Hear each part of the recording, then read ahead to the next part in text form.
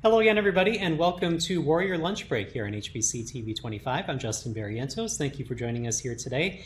And on today's show, we have Heather Reilly, who is the Warrior tennis coach, Dr. Kara Lindaman, the faculty athletic representative for Winona State, and Natalie Nowatzke, who is the incoming SAC president for next year, the Student Athletic Advisory Committee, and also a track and field athlete at Winona State. Thank you all for joining me today. Thank you. All right, we're going to start out with Coach Heather Reilly from women's tennis, and we seem to be making a lot of news here. Tennis, a couple of press releases have come out. We were trying to get on the air last week, had some technical difficulties, had a press release there, and then just before we hit the air today, another press release came out. We're going to start with from last week. You are stepping down as tennis coach. Tell me a little bit about that decision and how you made that decision. Yeah, it certainly has been a decision I've been working on for a very long time. I knew very well that it wasn't going to be an easy one either way. And ultimately, I just had to kind of weigh what was, taking the priority in my time and how I was spending all of my time. And I felt ultimately like I was being a good mom, a good coach, a good teacher, a good wife, but wanted the time or energy to be able to be great at maybe just a couple of them. So I love coaching. I love my team more than anything, and that will never be easy to leave. And I think that if it were easy to leave, that means the program wouldn't be what I had wanted it to be, or for the girls' experience too. But it's just time now for me to focus more so on being a mom, growing my family, and taking a step back a little bit. I think I got so used to being super busy as my norm, I didn't really realize that it's not actually the norm to be wearing yourself thin. So just time to take a step back and be more family oriented. And I imagine one of the other things that makes it a little bit difficult too, that you didn't mention, is that your assistant coach is your dad. And this has been a great opportunity for you to run a program with your father, right? Definitely. And that has been such a huge blessing through all of it. Just the extra time we got to spend with one another. He made so many sacrifices on his end to be able to help me. But through that, we obviously grew our relationship tremendously and shared that common interest. And we'll always have that. So just as hard as it is for me to step down, I know it's certainly hard for him to let it all, be over with too, but he certainly understands. And fortunately, we are father-daughter, so the relationship stays perfectly intact. So that's a plus. All right. I want to go backward just a little bit, because a lot of the reason why we're doing this show is kind of the impact that COVID has been having on the Warrior athletic programs. And for you, you had just reached a milestone when COVID hit. 100 wins as a head coach, the most wins in tennis history at Winona State for a coach. Tell me a little bit about reaching that milestone and then what happened after as your season was canceled. Yeah, so I think everyone around me kind of had a better idea of where I was at in the search for that milestone than I did, to be completely honest. It came as a little bit of a surprise to me, which was exciting. It was so much fun that it happened the way it did in Florida in our last match with, all the girls, their families around. That was obviously a wonderful memory for me.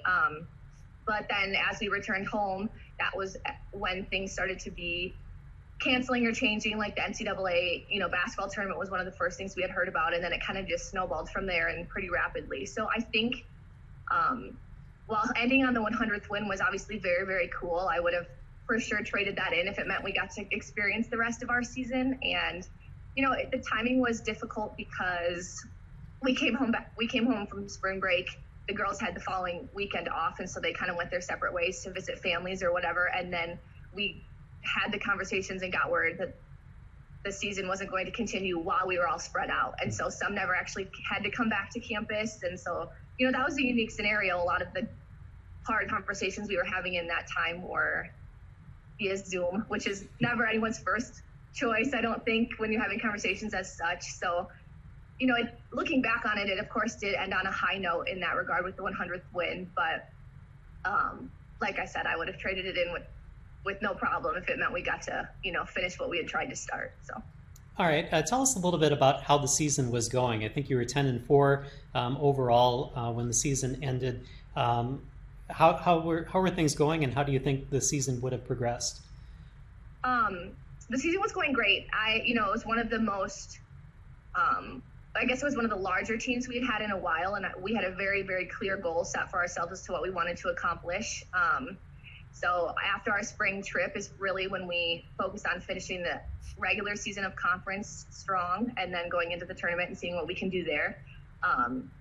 We had always kind of had the academic piece figured out really strong for our group and wanted to attach some really strong athletic results to that. And that was kind of the story of our year. I think that's what we were working to accomplish. And we were, I think, getting there. We were really excited about that. So, in my ideal world, we would have obviously come back, won out the rest of our conference matches, gone to the tournament, and of course gone against Augustana in the championship and seen how that all played out. So that would have been for sure the ideal world. And, I think we all had our mindset pretty strong, and I would like to think that would have happened. So. All right, you talked about balancing the athletics, and the other press release that came out was Kendra Kappas. Just today, it was named an academic All-American First Team 4.0 and in biology. So a very difficult field of study to get a 4.0. And tell us a little bit about her and what she brought to the team athletically and then also academically. Yeah, that's an easy one. I mean, Kendra since day one has been incredibly reliable and consistent in our program. She really is very much so a silent leader. She's not the one at practice or at matches who's really vocally pushing everyone. And we had other people in that role, but Kendra was so much so by the book. She did everything she needed to do to reach goals and set an example that she really led in that way for our team. And, she came in as a freshman, really sure that she was a doubles player and ultimately very hesitant on the singles court. And I think it was maybe halfway into the season. I looked at her and I said, I'm really sorry, but you don't get to use that anymore. I mean, I don't think she had lost when we'd had that conversation her freshman year. I think she went undefeated in conference completely on the singles court. So, I think that surprised her, and I think that gave her the boost of confidence that she needed even in that, on the court. But I think she surprised herself athletically and then continued to academically and realized what she was capable of, and then just continued to run with it and set her goals higher and higher as she went. And she kept meeting them. So I'm super proud of her. I'm so glad she earned that recognition because she is more than deserving. So that's exciting news. All right, I can go a couple different directions from there. Let's start with the seniors. So Kendra was a senior, Taylor Card was a senior, and Casey Skiba seniors. I know that Taylor Card is not going to be returning because she's going to go off in teaching. Can Kendra and Casey return next season, and do you know, are there plans for them to return? Good question. So we've had several conversations about it. Kendra ultimately will not be returning next year. She is going on to optometry school at University of Indiana. So that's her plans for next fall. And then Casey won't be returning either. I think, as hard as the decision was, she was just in a position where, her class is on their way out, and while you love to compete, you see the next steps in your life coming up, and none of us anticipated it ending the way it did. So then you're kind of forced to regroup a little bit and figure it out from there. So it looks as though none of the seniors will be coming back in the fall. All right, and then talk a little bit about Taylor Card to kind of bring everybody else into the conversation as well, because Taylor was last year's SAC president. So tell us a little bit about what she brought to the team athletically, academically, and then with the representation on SAC. Sure. So just like Kendra in the regards to on the court, Taylor just was always as reliable as she needed to be. Taylor was probably one of the most fierce competitors we had. She just wanted it for herself more than anyone else could possibly want it for her, and that's how she got the job done on the court and had a very successful career because of that. But opposite of Kendra was kind of our quiet, set by example leader, and Taylor was definitely the more vocal one, and as you mentioned, SAC president. And so she really set the example too, but much more in a, hey guys, let's go this direction, here's what we need to do to get our goals met, holding each other accountable. And I think that was one of the reasons this year was so special, is because our senior class really set the bar high, and good leaders are always something that you want to have on your team, and we definitely had that this year. So Taylor was extremely impactful in our program, as is Kendra, as was Casey. And so that is certainly a group that will be missed. All right, Natalie, let's talk to you a little bit about SAC, as you'll be the president of SAC in the next academic year. What exactly is the organization? What does it mean to you, and how did you get involved in it? Yeah, so SAC is a group of student athletes, and we all meet together throughout the school year, and it gives us a really great tool to work and talk with administration and just really have our voices heard on campus on how we want all of athletics to function throughout campus. I first got involved with SAC with some of my older teammates. Anna Rogan and Hope Willenbrink brought me in, and that was sophomore year, and I sat at a meeting, and it was really cool, and I've been on it ever since. And how did you decide that you wanted a larger role? I think you were on the exec committee last year, and then, as we said, you're going to be the president next year. Yeah, so my sophomore year, I was just a general member of SAC, and at the end of the year in May, we do voting, and Anna kind of nudged me a little bit to do SAC exec board with her, and I really, really enjoyed my time this year on that and being in an even smaller group and having even more conversations with faculty and just really having our voices heard. So then when the opportunity to run for president came this year, I took it. All right. There are a lot of things that SAC does that's very impressive.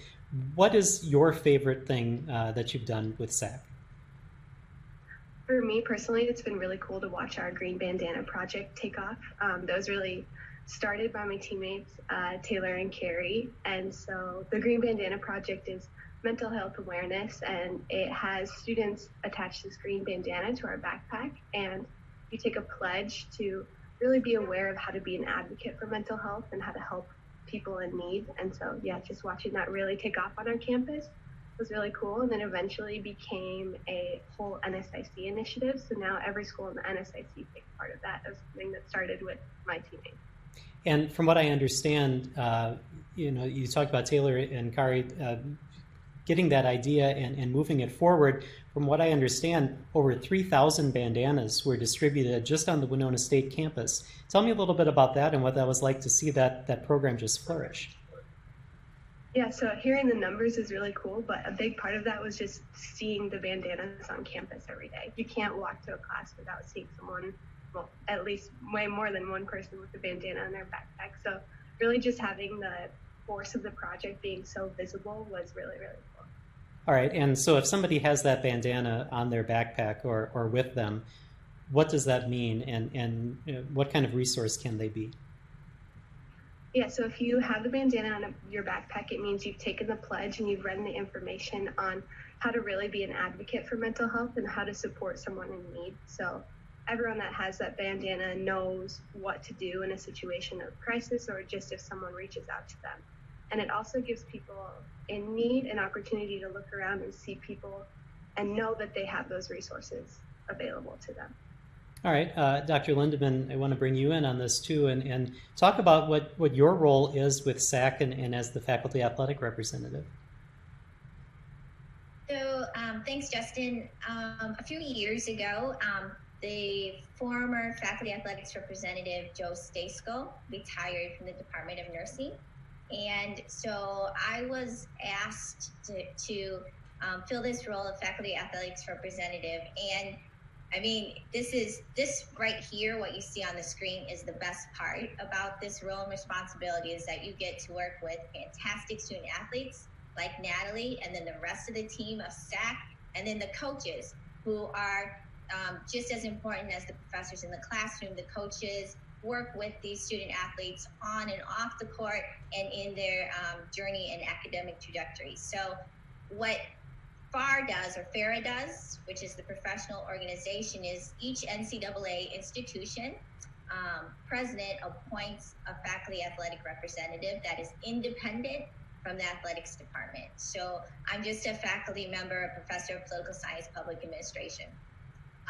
Our roles or responsibilities are threefold: academic integrity, student athlete well-being, and then institutional control. Okay, and what is it like to kind of interact with these students that maybe you wouldn't necessarily reach as a professor, to be able to kind of see them develop academically and athletically? Well, it's a tremendous privilege to do so. For example, if you look at Heather's team, I mean, holy cow, her team for 3 straight years won the best GPA in the classroom award. So all I do with Heather's team is basically I just watch and I'm amazed, right? And in other instances, you know, there are a lot of support services that we offer for student athletes. And I learned a long time ago from personal experience that the lives and the workload of student athletes are pretty heavy, right? And so they are pros at time management, but they're just like any other student on campus. They deal with the same levels of anxiety.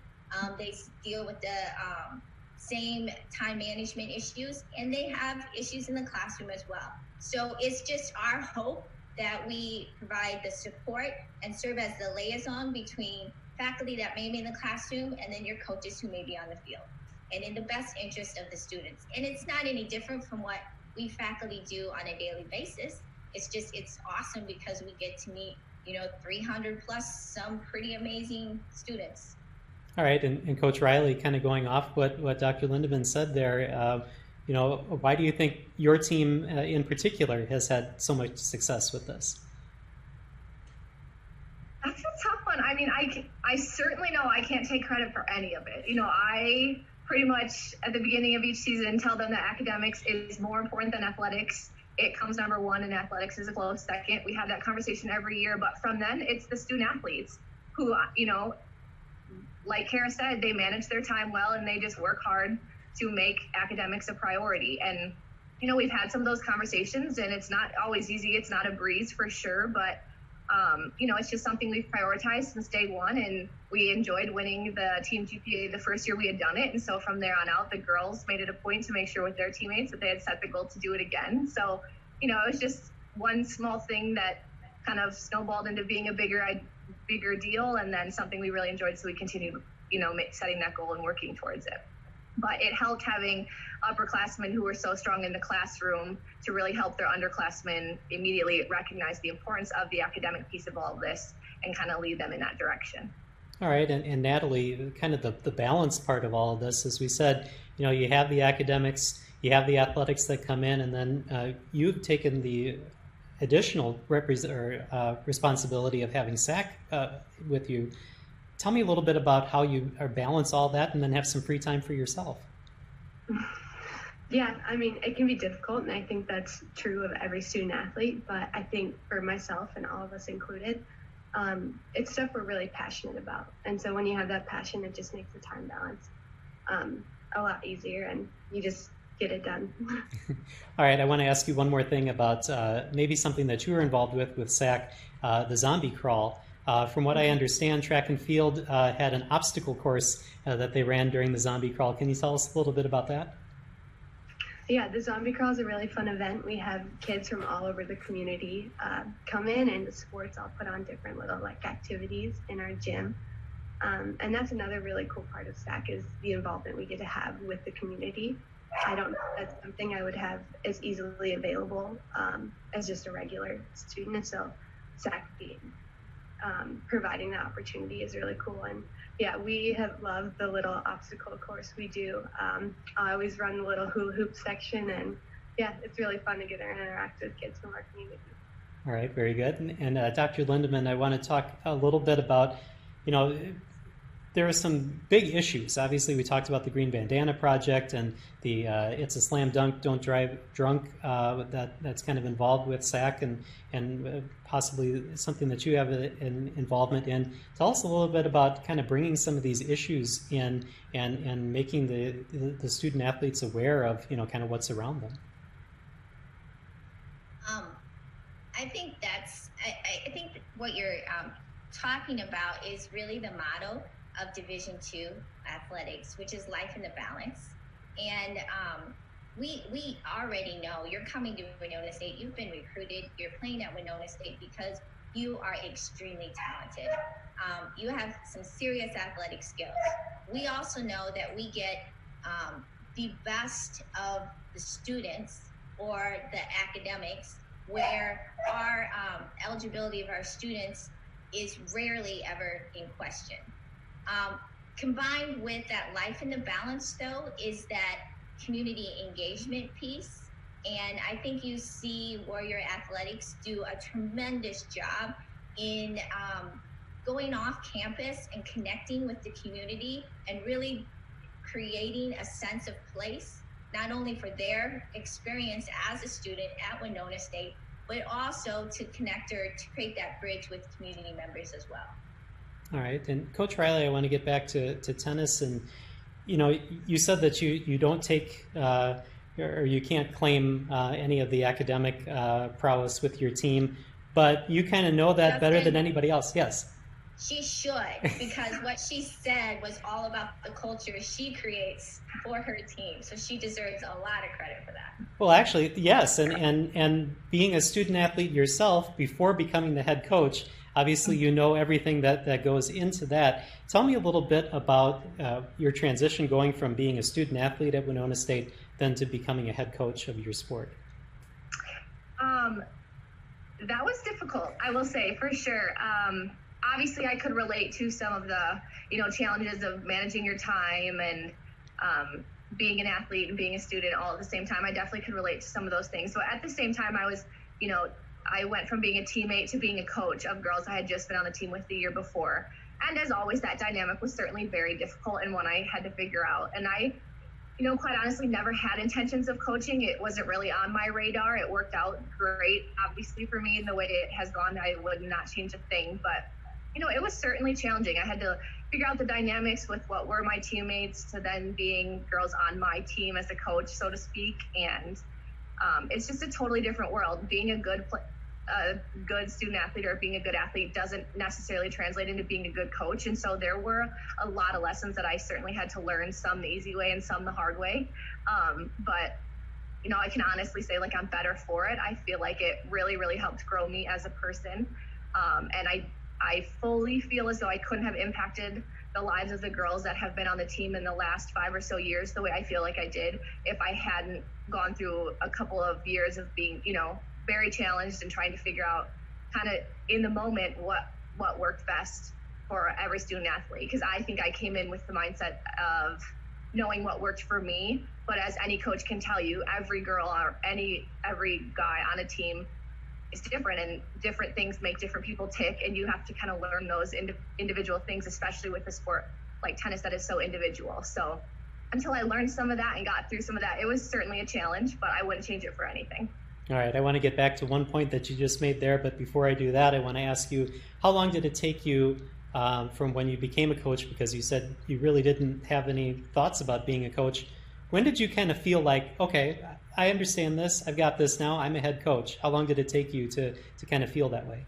I would say probably about halfway through, maybe after four, maybe 5 years. I think that once I got comfortable in my role, I was able to kind of move through some of the girls that I was on the team with and really start recruiting girls I wanted to bring in and had an idea of how I wanted it all to look. Once I was able to tie all that together, it went much more smoothly. I think I had a moment in my career kind of right at the halfway mark where I had committed to myself that I wanted to turn the program around and make it the culture I wanted it to be, because at that point it just hadn't totally felt that way.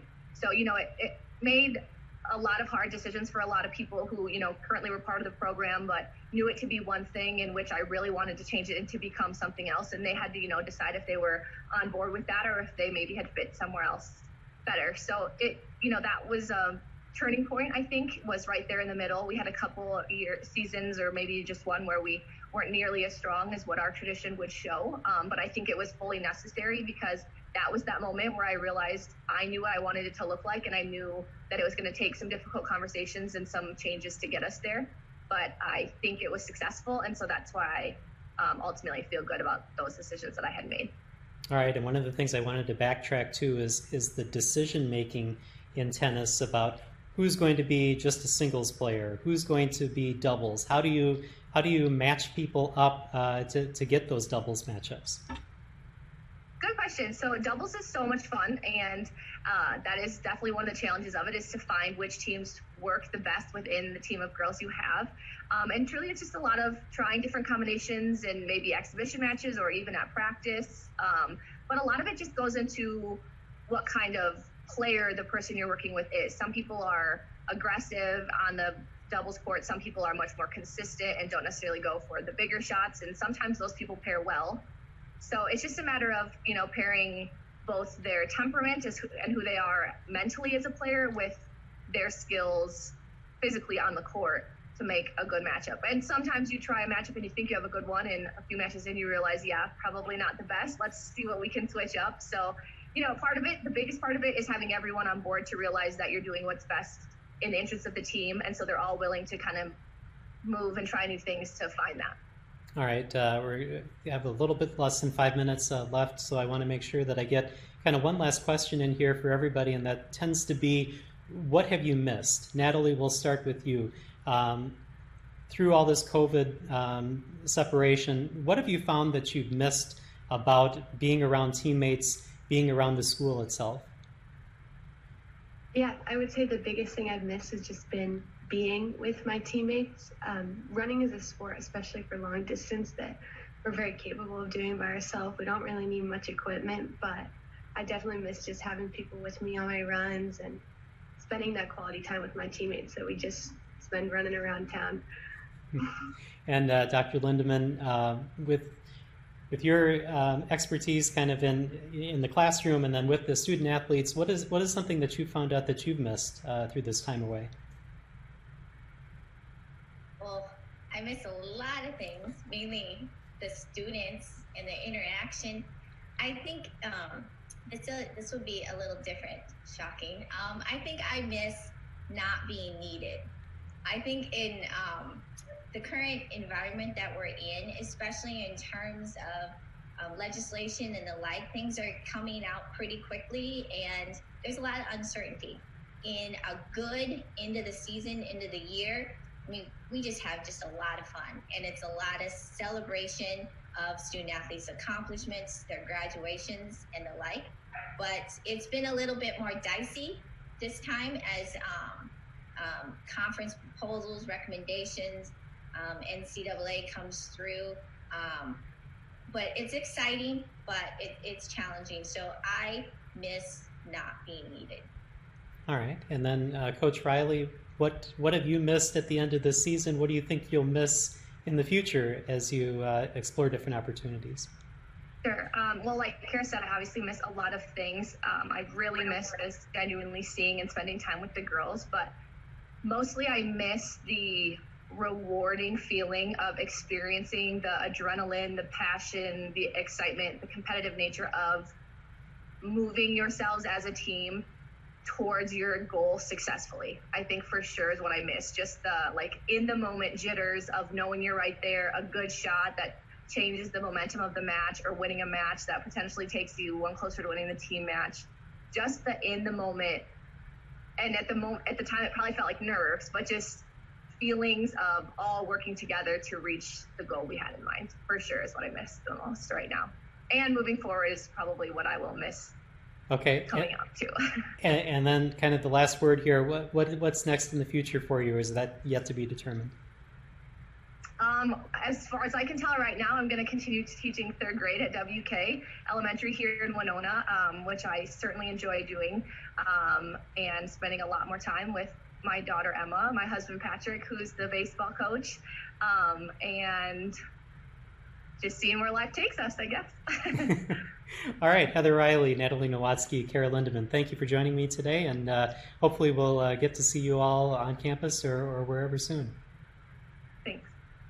All right, and thank you for watching Warrior Lunch Break here on HBC TV 25. We'll see you next time here on HBC.